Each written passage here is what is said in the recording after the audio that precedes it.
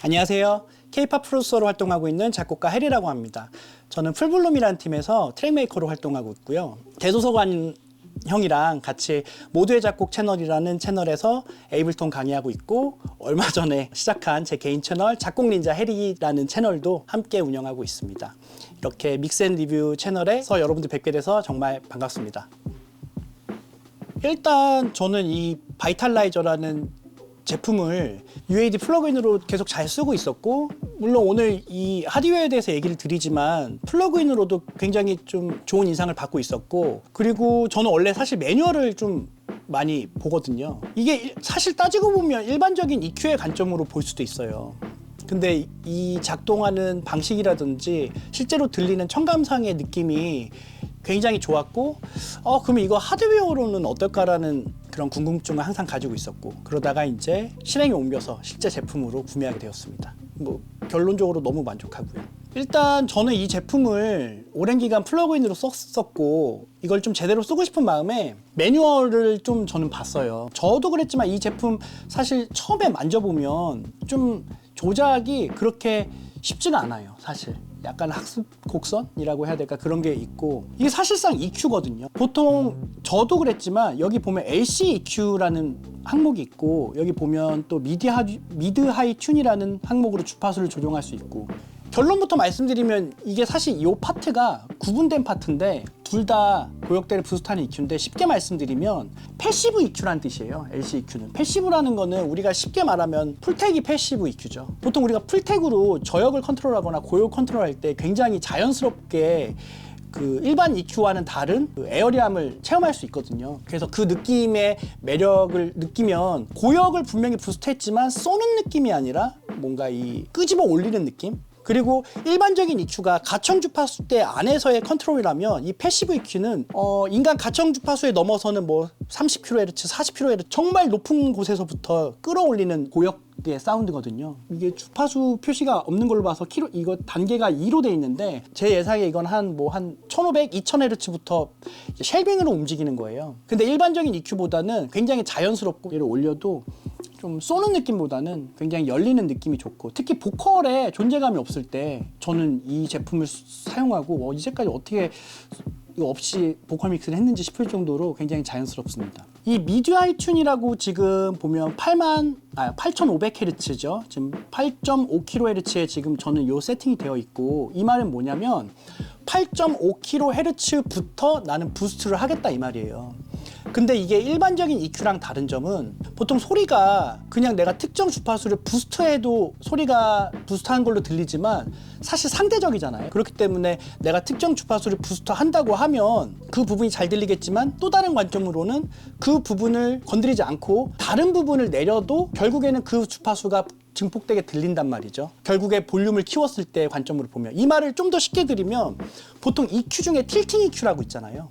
틸팅이라는 건 시소처럼 이렇게 움직이는 EQ인데, 예를 들어서 내가 저역을 부스트하고 싶다. 그럼 저역을 올리면 되지만, 일반적인 EQ에서는 틸팅의 관점에서는 저역을 올리면 고역이 살짝 깎이거든요. 그래서 상대적으로 저역 부스트를 많이 하지 않아도 반대에 해당하는 부분이 깎이기 때문에, 내가 원하는 느낌을 최소한의 조작으로, 틸팅의 장점이 그거죠. 최소한의 조작으로 반대편의 주파수가 반대로 움직이면서 느낌을 청감상으로 주는 게 사실 틸팅이거든요. 근데 이 사실 바이탈라이저의 여기 지금 왼쪽 항목이죠. 이 미드 하이 튠의 주파수는 단순히 내가 선택한 주파수부터 무조건 올린다의 관점보다는 살짝 그 해당하는 주파수 그 언저리를 살짝 깎는 느낌이 있습니다.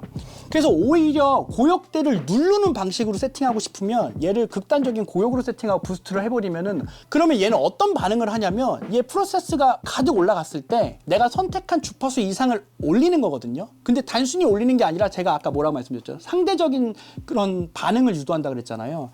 그 선택한 주파수 그 언저리를 또 깎기도 해요. 그러니까 예를 들어서 너무 고역으로 세팅해 놨는데 나는 고역을 올려야지, 일반적인 EQ로 관점으로 보면 이런 상황이 생길 수도 있어요. 14,000Hz를 선택해놓고 부스트를 한 거예요. 그러면 나는 고역을 세팅했으니까 고역이 부스트 되겠지? 바이탈라이저는 절대 그러지 않아요. 오히려 고역이 깎여버립니다. 사람이 들을 수 있는 고역은 1000Hz 이상, 8000Hz 이상만 돼도 충분히 고역인데 얘가 14,000Hz로 돼 있으니까 그 이상을 끄집어 올리긴 하지만 그 언저리는 누른다 그랬잖아요. 그래서 오히려 그렇게 되면 고역이 깎이기도 해요. 더 이상 올라갈 22,000Hz 이상은 없잖아요. 그래서 오히려 고역을 깎을 수도 있는 거거든요. 그러니까 단순히 일반 EQ로는 그냥 그 이상의 주파수를 부스트한다는 관점이지만 이 바이탈라이저는 소리의 상대적인 그런 성향을 컨트롤할 수 있는 EQ예요. 이게 사실 장비가 워낙 좋은 장비고 실제로 한번 익숙해지면 너무 만지기가 좋은데 이게 좀 말로 들어보면 좀 어려울 수 있지만 근데 여기서 중요한 거는 제가 사실 이 바이탈라이저 리뷰를 좀 많이 봤거든요. 예전부터 외국 영상도 보고.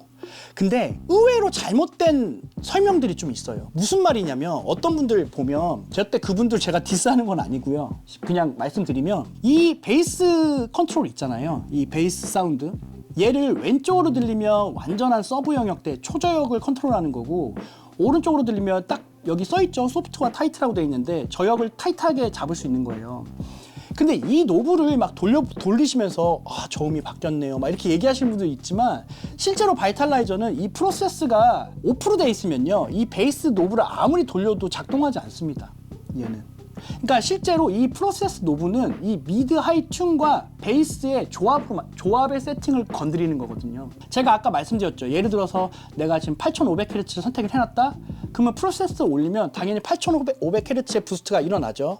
그때 단순한 부스트가 아니라 소리의 상대적인 느낌을 컨트롤하기 때문에 8500Hz 언저리가 살짝 깎이기도 해요. 그때 베이스 사운드가 컨트롤 돼 있으면 내가 왼쪽으로 가 있든 오른쪽으로 가 있던 베이스도 같이 증폭이 일어납니다. 즉 이 프로세스가 그냥 오프로 돼 있으면 아무리 베이스만 컨트롤해도 사실 의미가 없죠. 미디 IT는 선택한 주파수를 올리면서 그 주변 언저리를 깎아내고 이 프로세스 노브로 베이스 사운드가 같이 증폭된다, 같이 볼륨이 올라간다고 말씀드렸고 제가 이거 지금 설명을 드리는 거니까 좀 더 설명을 할게요.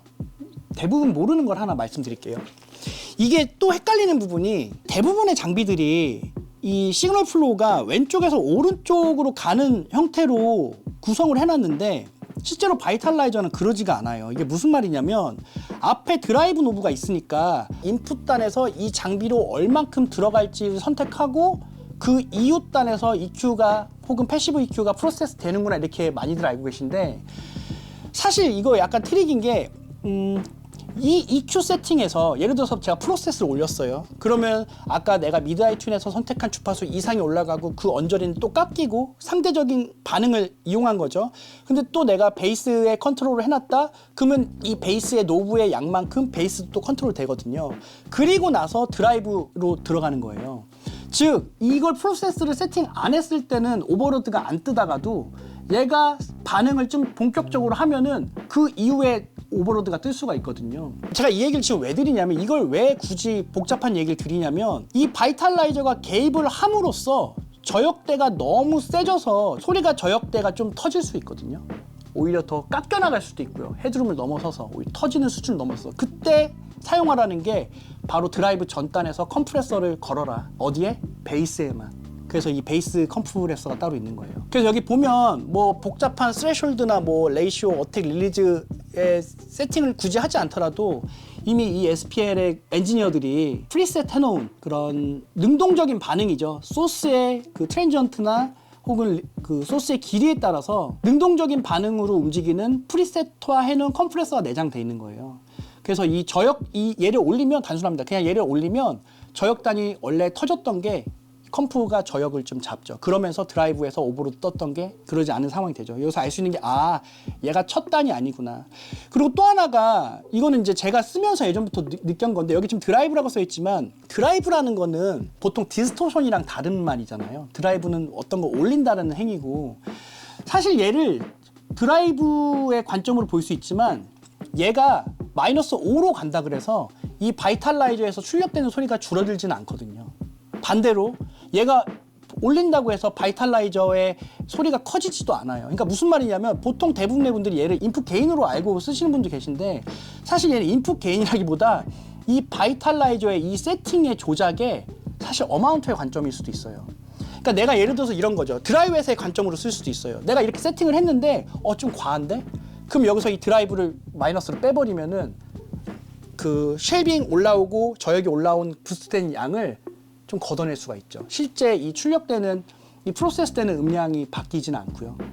그래서 저는 사실 여기 드라이브로 써 있지만 저는 얘를 어마운트의 관점으로 보고 있어요. 그래서 예를 들어서 뭐 여기서 프로세스를 올려서 이 미드 하이 튠으로 설정한 주파수, 베이스로 설정한 주파수를 올릴 수도 있지만 이 드라이브를 올림으로 해서 이 반응을 좀 더 민감하게 만들 수 있고, 그러니까 결국에 이 바이탈라이저가 작동하는 그 민감도의 설정이라고 저는 보는 거예요. 컴프레서가 걸렸나 안 걸렸나 처음에 알 수 있는 이런 그 미터가 있죠. 인디케이터가 있죠. 게인 리덕션이라는 뜻 같네요. GR은.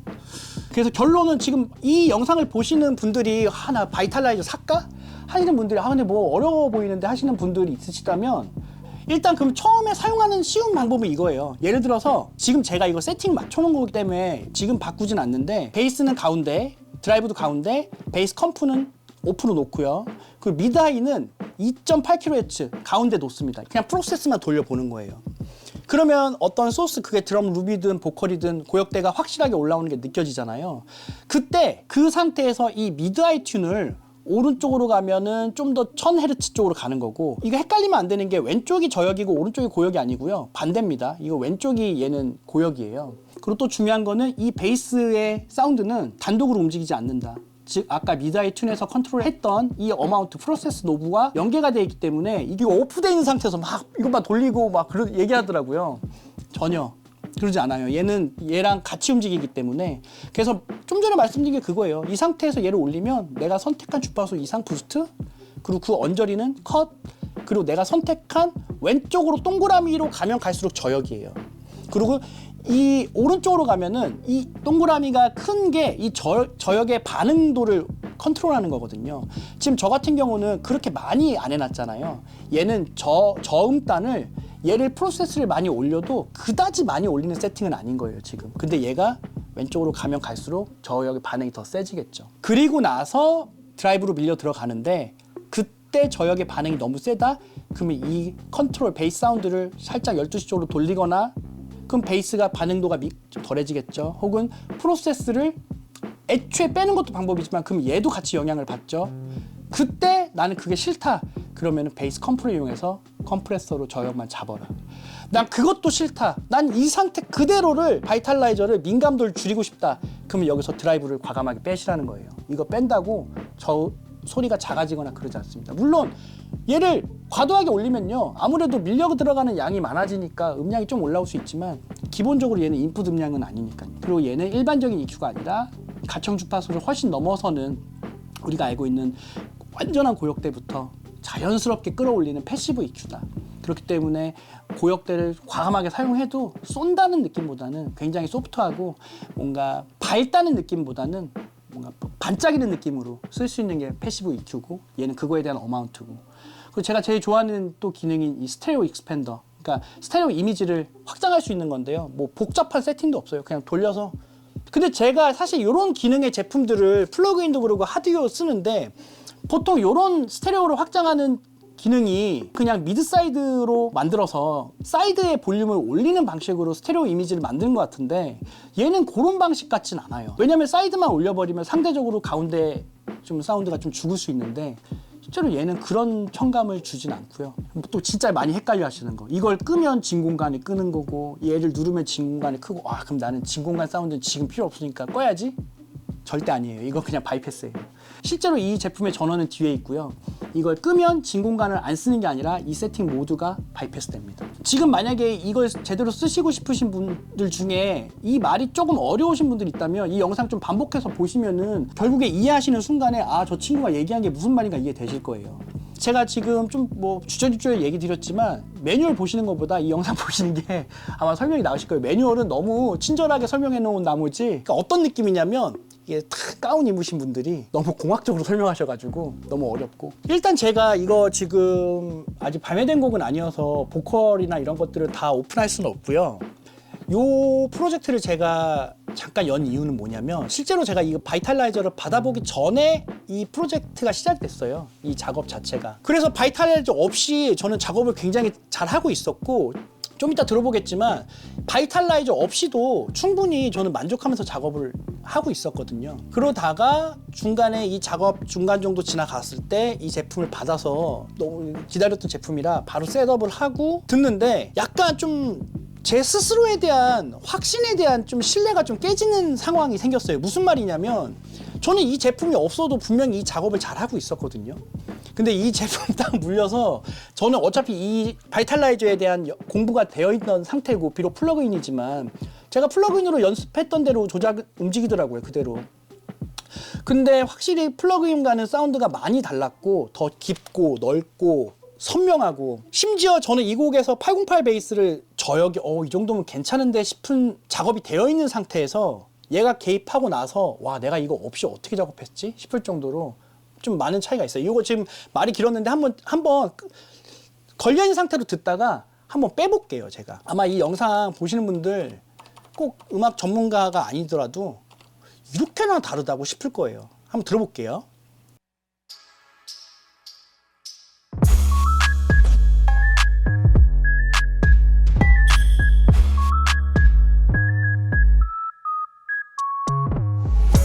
자, 일단 여러분들 이해를 쉽게 하기 위해서 인스트루먼트 빼고 드럼하고 베이스만 들어볼게요.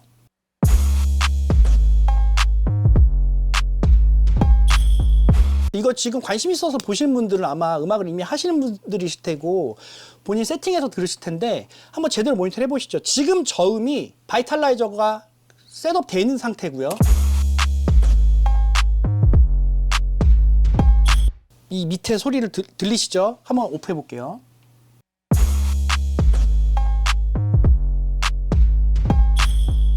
제가 중간 정도 재생하다가 한번 켜보겠습니다.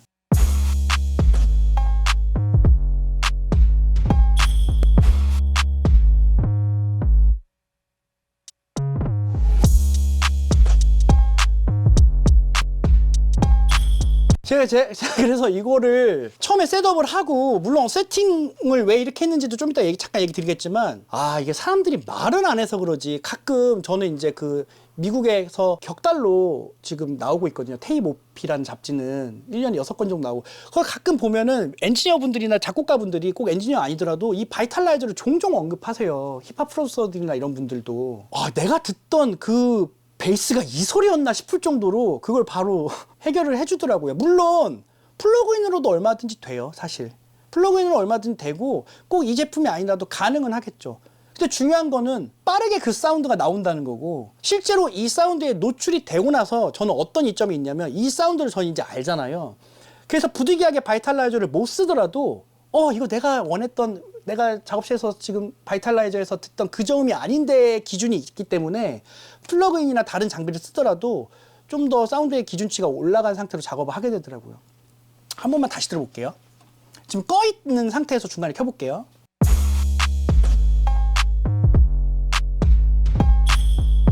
아까 말씀드렸지만 이 제품 오기 전에 전 이 베이스가 만족스러웠던 거예요. 처음에는. 켜보겠습니다.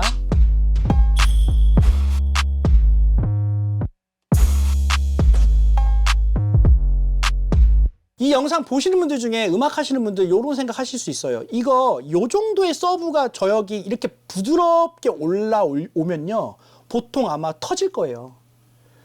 이렇게 부드럽게 강력하게 깔리는 이런 저음이 작업 중인 프로젝트라 완전한 지금 상황은 아니지만 이 정도의 부드럽고 낮은 저역대가 재생하다 보면은 좀 예쁘게 안 나오는 경우가 있거든요. 근데 굉장히 소프트하고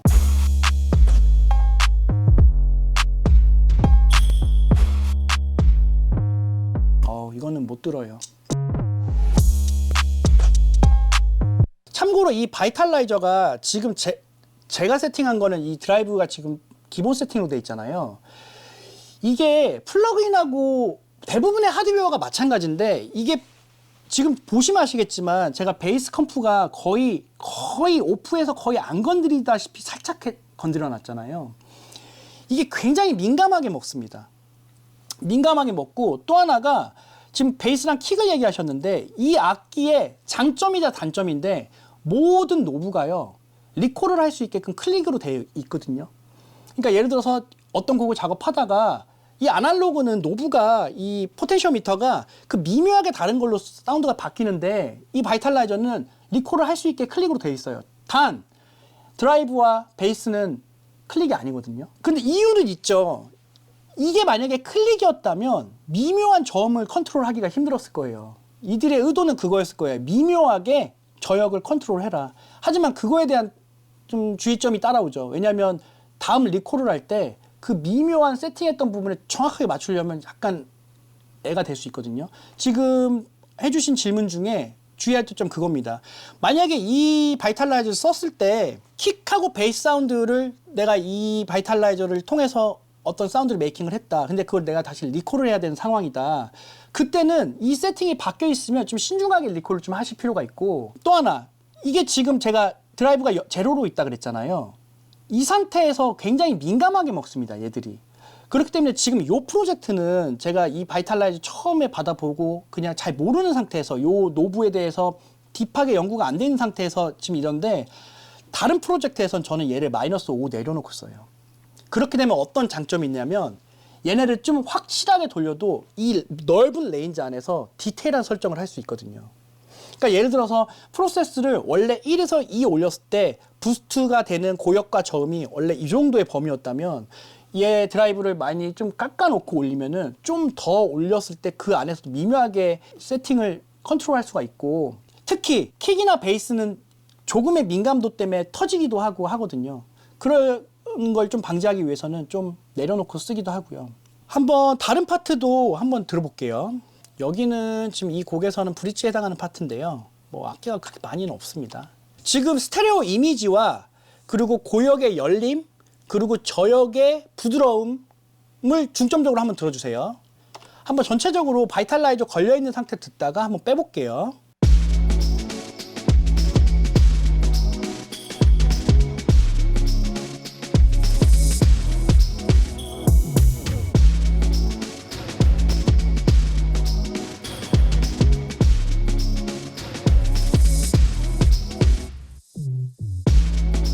지금 꺼진 상태인데 이 꺼진 상태로 저는 작업을 계속 했던 거예요. 아무 문제 없이. 근데 이게 들어와서 써보겠습니다.